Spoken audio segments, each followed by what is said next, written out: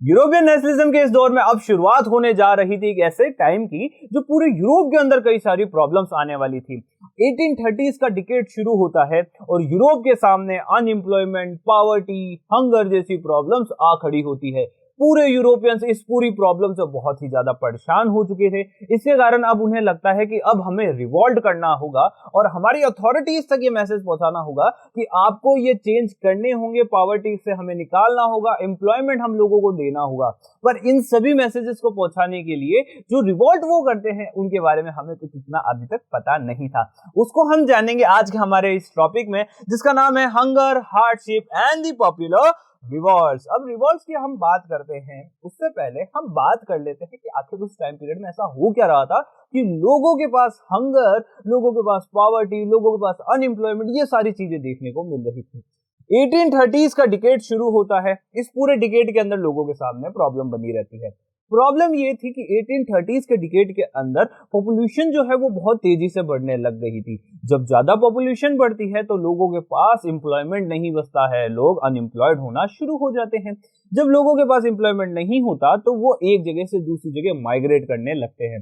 ये देखा जाता है कि टाउन में जो लोग रह रहे थे वो दूसरी कंट्रीज के अंदर जाने शुरू हो जाते हैं। जो लोग गांवों में रहा कर रहे थे वो गांवों से शहरों की तरफ आने लग गए थे ताकि उन्हें कोई एम्प्लॉयमेंट मिल सके। और देखा जाता है कि कई सारे माइग्रेशंस का एक दौर शुरू होता है।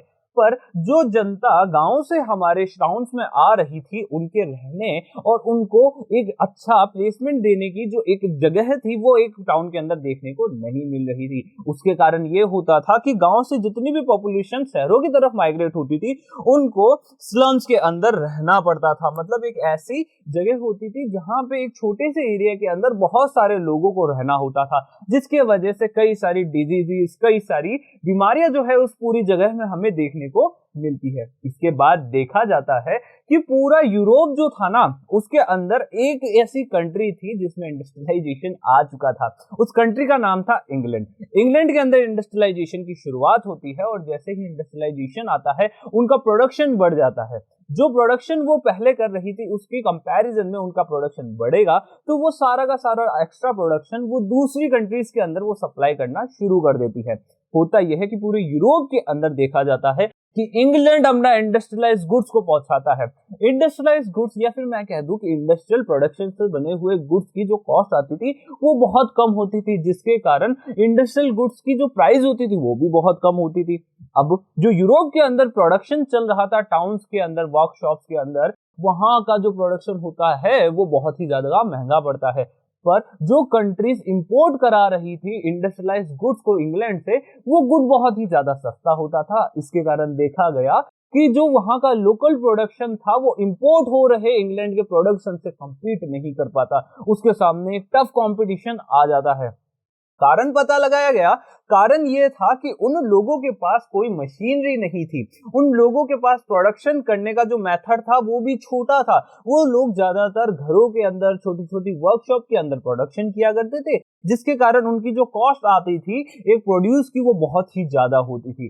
पर इंग्लैंड जो था वो तो इंडस्ट्रीज में कर रहा था और इंडस्ट्रीज के अंदर प्रोडक्शन कॉस्ट कम होती है, जिसके कारण प्राइस जो थी वो बहुत ही कम होती है। तो ऐसे में अब लोगों को एक अच्छा कंपटीशन देखने को मिल रहा था।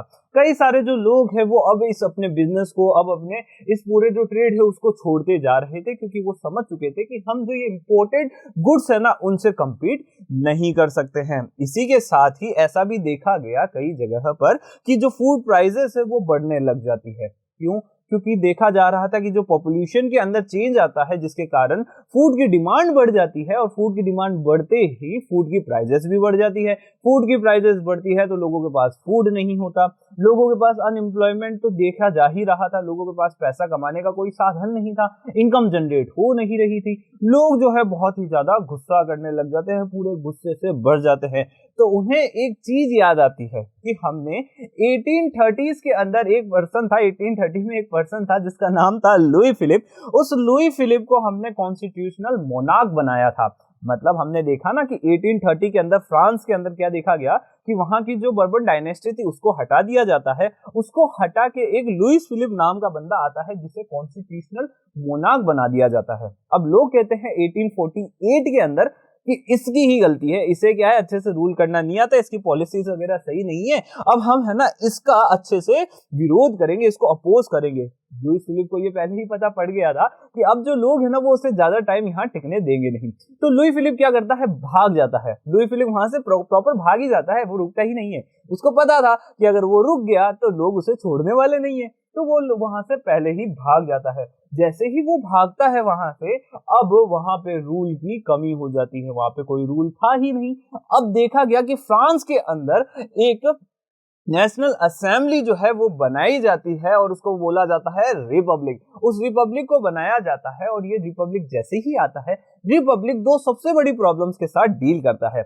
सबसे पहली प्रॉब्लम थी यूनिवर्सल सफरेज की, मतलब जो भी एडल्ट मेल है उसको एक वोटिंग राइट दिया जाना चाहिए। तो ऐसे में ये जो नया रिपब्लिक आता है वो सफरेज दे देता है ऑल एडल्ट मेल्स को, जो कि 21 ईयर से ऊपर के हैं, मतलब जिसकी एज 21 ईयर हो चुकी है उन सभी को सफरेज मतलब वोटिंग राइट्स मिल जाते हैं। साथ ही दूसरी प्रॉब्लम क्या थी, राइट टू वर्क। लोगों के पास काम नहीं था। अगर आप लोगों को काम दे दोगे तो लोगों के पास इनकम आ जाएगी, इनकम आ जाएगी तो वो अच्छे से किसी भी फूड को बाय कर सकेंगे और उनकी लाइफ अच्छे से चल जाएगी। तो ऐसा करने के लिए एम्प्लॉयमेंट का होना बहुत जरूरी था, तो सभी लोगों को राइट टू वर्क दिया गया। अब वर्क पहुंचाने के लिए हर लोगों के पास वर्क हो, लोगों के पास काम हो, एम्प्लॉयमेंट हो, उसके लिए नेशनल वर्कशॉप जो है ना वो एस्टेब्लिश करी जाने लगी। हर एक नेशनल वर्कशॉप का एक ही मोटिव था कि ज्यादा से ज्यादा लोगों को एम्प्लॉयमेंट दिया जा सके ताकि लोगों के पास इनकम जनरेट हो सके। पर क्या लगता है कि सिर्फ एक यही एग्जाम्पल होगा जो लोगों ने बताया कि हाँ प्रॉब्लम हो रही है और उसके कारण उन लोगों ने इतना बड़ा रिवॉल्ट किया कि वहां के लुई फिलिप जो कॉन्स्टिट्यूशनल मोनार्क था उसको भागना पड़ गया? ऐसा नहीं था। देखो हमेशा क्या है ना, कोई भी चीज आगे बढ़ती है ना तो वो स्टेप बाय स्टेप आगे बढ़ती है, ऐसा कुछ अचानक से कुछ नहीं होता। हिस्ट्री के अंदर हर एक चीज के पीछे बहुत सीरीज ऑफ स्टेप्स रहते हैं। तो हम ये देखते हैं कि 1848 का जो हमें ये एग्जांपल देखने को मिला, ये तो एक बड़ा एग्जांपल था जिसमें हमने देखा कि कॉन्स्टिट्यूशनल मोनार्क को भागना पड़ गया था। पर इसके अलावा भी कई सारे एग्जाम्पल हमारे सामने आते हैं जो उस समय में हमें यूरोप के अंदर देखने को हर जगह से मिल रहे थे। हर जगह पे प्रॉब्लम थी, हर किसी लोगों के सामने पॉवर्टी, अनएम्प्लॉयमेंट जैसी समस्याएं आके खड़ी हो चुकी थी। ऐसा ही एक एग्जाम्पल हमें देखने को मिलता है जो कि 1845 का है। 1845 का ये एग्जाम्पल हमें सिलीसिया के अंदर देखने को मिलता है। सिलीसिया में होता ये है कि जो वेवर्स है वो कॉन्ट्रैक्टर्स से लड़ हो जाते हैं। अब कॉन्ट्रैक्टर्स और वेवर्स के बीच में टेंशन क्या थी, पहले तो हम जानते हैं वेवर्स कौन होते हैं और कॉन्ट्रैक्टर्स कौन होते हैं। देखा गया है कि जो वेवर्स होते हैं वो वीविंग का काम करते हैं टेक्सटाइल इंडस्ट्री के अंदर, और कॉन्ट्रैक्टर जो होते हैं, कॉन्ट्रैक्टर वो लोग होते हैं जो वेवर्स तक रॉ मटेरियल जो है वो प्रोवाइड कराते हैं, साथ ही उनको ऑर्डर भी प्रोवाइड कराते हैं। होता यह था कि ये कॉन्ट्रैक्टर जो है वेवर्स के किसी ग्रुप को या किसी भी वेवर को एक रॉ मटेरियल प्रोवाइड कराता था, उसे ऑर्डर देता था कि आपको इतना प्रोडक्शन करना है और आपको उस प्रोडक्शन करने के बाद हमें दे देना है। ये पूरा सिस्टम चला करता था।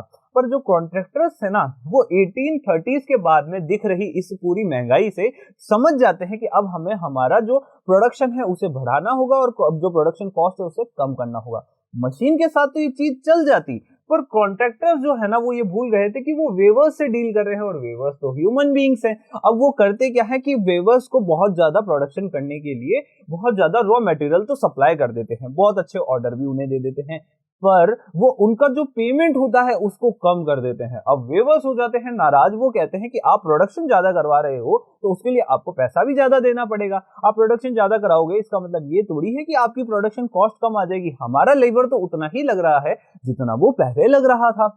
तो ये दिक्कत अब उन लोगों के बीच में आ जाती है। तो जो वेवर्स होते हैं सिलीसिया के, वो अब सोचते हैं कि अब हमें कुछ ना कुछ तो करना ही होगा और उसके लिए वो रिवॉल्ट कर बैठते हैं।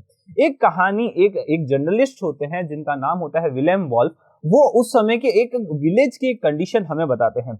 18,000 जो है एक वेवर्स का एक हम कह सकते हैं कम्युनिटी एक विलेज के अंदर रहा करता था, विलेज के आसपास के एरियाज के अंदर रहा करता था।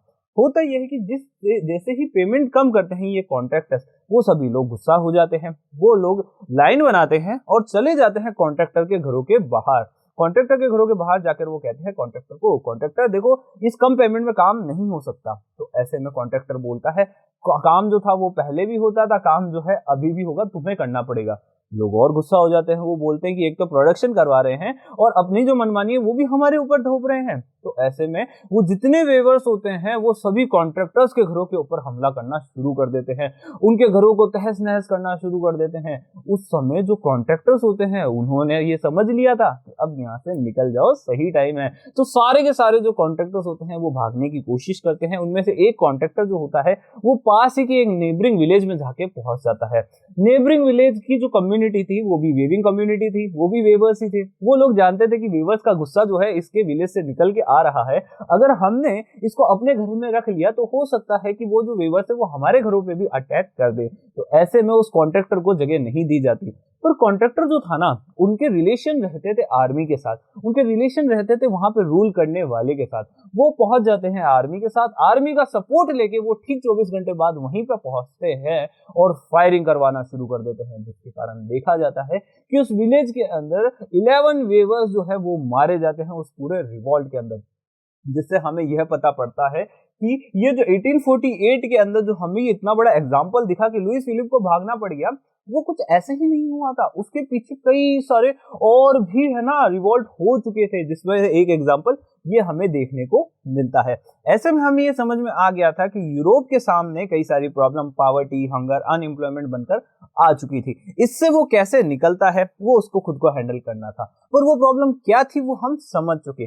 प्रॉब्लम हमने समझी, इससे हमें पता पड़ेगा कि अब ये जो चीजें है ना ये लोगों को बता रही थी कि ये जो अथॉरिटी है ये काम की नहीं है, इसे हटाना ही पड़ेगा। लुईस फिलिप को हटाया ना उन लोगों ने फिर से। देखो होता क्या है, हमने क्या देखा 1789 के अंदर रिवोल्ट होता है, ठीक है, फ्रेंच रेवोल्यूशन शुरू होता है। फ्रेंच रेवोल्यूशन में 1789 के अंदर वहां की बर्बन डायनेस्टी हटा दी जाती है। फिर नेपोलियन आ जाता है, ठीक है, पहले तो जैकोबिन्स आते हैं, जैकोबिन्स के बाद नेपोलियन आता है। 1815 के अंदर कंजर्वेटिव वापस रूल आ जाता है, फिर से बर्बन डायनेस्टी आ जाती है। फिर 1830s के अंदर फिर से बर्बन डायनेस्टी को हटा के लुई फिलिप को लेके आ जाते हैं।